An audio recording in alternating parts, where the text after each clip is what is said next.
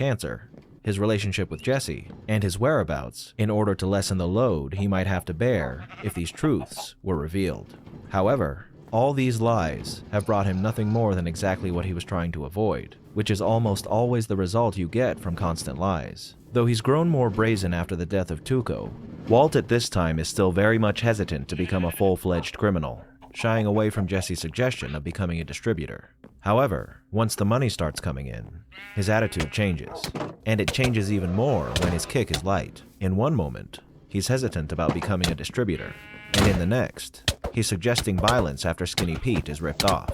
And not just violence, but potentially murder. He does tell Jesse after the fact that he only meant for him to intimidate the people who stole from him, but the way he suggested it to Jesse in the first place definitely gave off the impression that he meant otherwise. His show of force toward Tuco may have been the beginning of his descent into darkness, but the suggestion is one that accelerates this descent, as this is Walt's first actual order he gives that is of a more malicious nature. This is still in self-defense in a way, as he's attempting to protect his interests in this business, but it's still one hell of a step to take. Walter at this point is well on the way to morphing from the average, middle American doormat husband to a ruthless and assertive man who takes what he wants and says whatever he likes. Our first real glimpse of his enhanced vigor outside of his increased libido is his encounter with Gretchen after she visits his home, where he becomes abrasive and withdrawn, arguing with Gretchen about the role she has in his life and how little she deserves any kind of explanation from Walt on the matter, ending this conversation by spitting verbal venom at her as he tells her off.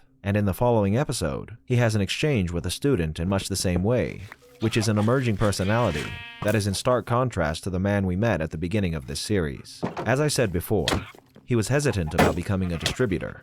but his hesitations become non-existent once he realizes that the entire city of Albuquerque fears Jesse after word gets out that he's the one who supposedly killed Spooge. Though we've seen a bit of this already, this is a great example of Walt being a man who capitalizes on any potential opportunity he sees. And this is a huge one that will increase his capacity to obtain the amount of money he